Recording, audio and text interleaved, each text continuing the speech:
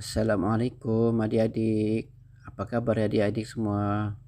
Semoga adik-adik dalam keadaan yang sehat dan ceria pada hari ini, insya-Allah. Mudah-mudahan Allah Subhanahu wa taala memberkati dan merahmati adik sekeluarga. Amin amin ya rabbal alamin. Sebelum kita memulakan perjalanan kita baca umul kitab Al-Fatihah.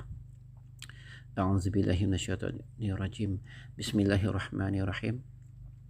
Alhamdulillahirabbil alamin. Ar-Rahmanir-Rahim. Maliki yaumiddin. Iyyaka na'budu wa iyyaka nasta'in. Ihdinas siratal mustaqim.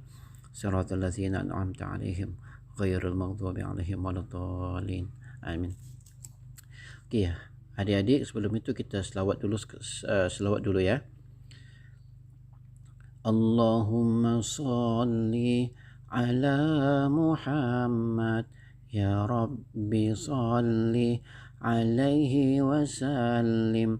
Allahumma salli ala Muhammad. Ya Rabbi salli alaihi wasallim. Allahumma salli ala Muhammad. Ya Rabbi salli alaihi wasallim. Allahumma salli ala Muhammad. Ya Rabbi salli alaihi wasallim. Allahumma salli ala Muhammad. Semoga Allah Subhanahu wa taala memberkati kita semua dan semoga kita mendapat syafaat Nabi Muhammad sallallahu alaihi wasallam di padang mahsyar nanti, insya-Allah. Okey, adik-adik, kita sambung kita punya pelajaran itu tentang sirah. Sirah itu bermaksud sejarah Islam, sejarah Nabi Muhammad sallallahu alaihi wasallam. Sirah bermaksud sejarah. Tajuknya adalah sesuci hati kekasih Allah Subhanahu wa taala. Siapa dia kekasih Allah? Nabi Muhammad sallallahu alaihi wasallam. Okey, lihat dan fikirkan. Okey, cuba tengok ini. Apa dia cakap? Nabi Muhammad sallallahu alaihi wasallam bersabda, yang bermaksud apabila hati baik, seluruh anggota akan turut menjadi baik. Hadis riwayat Bukhari dan Muslim. Ini bermakna apabila hati kita itu ada sifat mazmumah, iaitu sifat yang tidak baik, ada sifat dengki, cemburu, riak dan sebagainya, maka itulah antara ciri-ciri orang-orang yang hatinya tidak baik. Maka kita kena, macam mana kita ingin bersihkan hati kita, maka kita kena buang sifat dengki, sifat cemburu.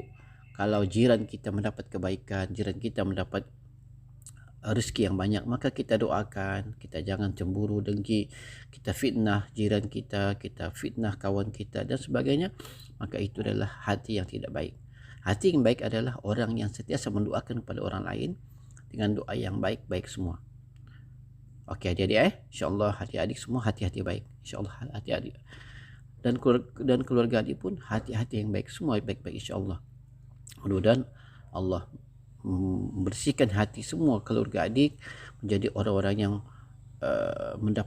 mendapatkan pahala dan juga syurga Allah Subhanahu wa taala. Okey. Okey adik. Okey, seterusnya buka muka surat 98. Ini. 98 ini adalah, tajuk ini adalah kita belajar tentang apakah tanda-tanda kenabian Nabi Muhammad sallallahu alaihi wasallam. Berapakah tanda Nabi Muhammad sallallahu alaihi wasallam? Berapakah tanda-tanda kenabian Nabi Muhammad sallallahu alaihi wasallam? Berapa tanda dia? Okey. Ustaz baca, Allah Subhanahu wa taala memuliakan Nabi Muhammad sallallahu alaihi wasallam dengan tanda-tanda kenabian. Semasa baginda masih kanak-kanak, dadanya dibedah oleh malaikat. Ketika Nabi Muhammad sallallahu alaihi wasallam menuju ke Syam, seorang pendeta Yahudi dapat mengenali bahawa baginda ialah Nabi akhir zaman. Hal ini berdasarkan pada tanda-tanda yang jelas kelihatan pada Nabi Muhammad sallallahu alaihi wasallam. Ada berapa tu? Pertama, ketika Nabi kecil, Nabi dibedah oleh malaikat. Ini tanda pertama. Ketika Nabi Muhammad menuju ke Syam, pendeta Yahudi dapat melihat bahawa baginda adalah Nabi akhir zaman. Kedua, ini adalah tanda kedua. Yang ketiga, awan. Ketika Nabi menuju ke Syam untuk berjual barangan, berdagang, awan sentiasa menaungi Nabi Muhammad SAW pergi dan balik. Pergi ke Syam, jalan kaki, naik unta, dan balik ke Mekah, naik unta, awan ikut Nabi. Ini yang ketiga. Yang keempat, terdapat juga tanda-tanda kenabian Nabi, iaitu di belakang Nabi ada tanda kenabian Nabi, iaitu ada satu tanda di mana tanda ini di belakang Nabi, di antara tulang belikat Nabi di belakang. Ada tanda dia yang diterangkan dalam kitab-kitab orang-orang Yahudi. Ada menerangkan bahawa ada Nabi akhir zaman akan datang di bangsa Arab. Inilah yang menyebabkan pendeta Yahudi tersebut menyuruh pakcik Nabi Abu Talib supaya balik cepat ke Mekah, sebab sekiranya orang Yahudi tahu maka Nabi ini Muhammad ini akan dibunuh. Maka pendeta itu menyuruh bapa saudara Nabi balik cepat ke Mekah. Okey. Itu ada empat tanda-tanda kenabian Nabi Muhammad SAW. Okey, seterusnya saya akan ceritakan tentang kisah hati Nabi, disucikan. Muka surat 99. Okey, Nabi Muhammad SAW dilahirkan di kota Mekah. Semasa kecil, baginda disusukan oleh Halimatus Sa'diyah. Ketika Nabi lahir, belum sempat lagi Nabi hidup bersama ibunya. Bapanya meninggal ketika Nabi dalam kandungan.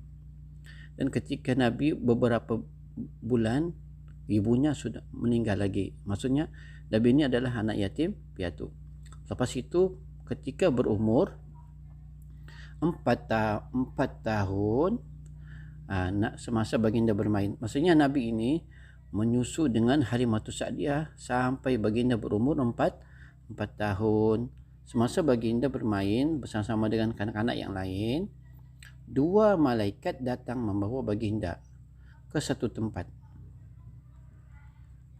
2 malaikat membawa baginda ke satu tempat di mana malaikat Jibril alaihi salam membelah dada Nabi lalu mengeluarkan segumpal darah. Adik-adik tahu tak apa itu segumpal darah? Itulah hati kita sebenarnya. Hati kita itulah segumpal darah.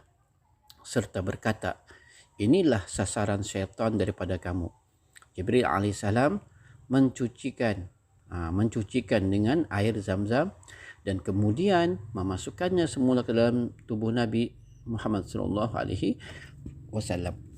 Itulah ceritanya di mana hati kita ni sebenarnya selalu diganggu oleh syaitan, selalu dibisikkan oleh syaitan supaya buat begini, buat macam ni, supaya buat begini. Jadi kita selalu jadi was-was, selalu jadi keliru dan sebagainya. Itulah hati, itulah segumpal darah. Okey adik-adik, kanak-kanak yang melihat peristiwa pada masa tersebut menceritakan perkara itu kepada Halimatus Sa'diyah. Kemudian mereka segera pergi mendapatkan Nabi Muhammad SAW.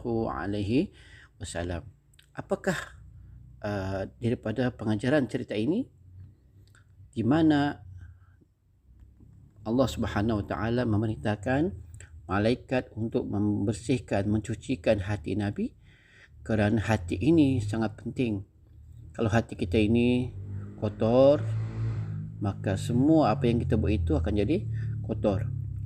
Kalau hati kita bersih, selalu berfikiran positif, selalu membuat perkara yang baik, hati kita sentiasa memikir sentiasa baik, tidak dengki, tidak cemburu, tidak buat benda-benda yang negatif, insya-Allah semua yang datang itu adalah yang baik, insya-Allah. Okey adik-adik, itulah antara kisah cerita hati ketika Nabi dibelah hatinya oleh dua malaikat. Okey adik-adik okey, untuk latihan, bagi yang ada buku aktiviti, sila buka muka surat 97 hingga 99. Ini bagi yang ada buku aktiviti. Bagi yang tidak ada buku aktiviti, sila buat latihan ini Okey, jawab macam biasa. Yang pertama ni, nama ibu susua Nabi siapa? Halimatus Sa'diyah. Kedua, umur Nabi Muhammad SAW ketika dibedah 4 tahun. Bilangan malaikat yang datang 2 malaikat. Malaikat yang menyucikan hati Nabi Muhammad SAW ialah siapa? Malaikat Jibril. Dan juga hati Nabi Muhammad SAW dibersihkan menggunakan apa? Menggunakan air Zam-Zam. Jadi itu saja adik-adik Jadi buat latihan dan hantar dengan ustaz, dan mudah-mudahan adik memahami dan juga amalkan dalam kehidupan seharian. Mudah-mudahan kita semua mendapat rahmat dan berkat daripada Allah Subhanahu Wa Taala. Allahumma salli ala Muhammad. Assalamualaikum warahmatullahi wabarakatuh.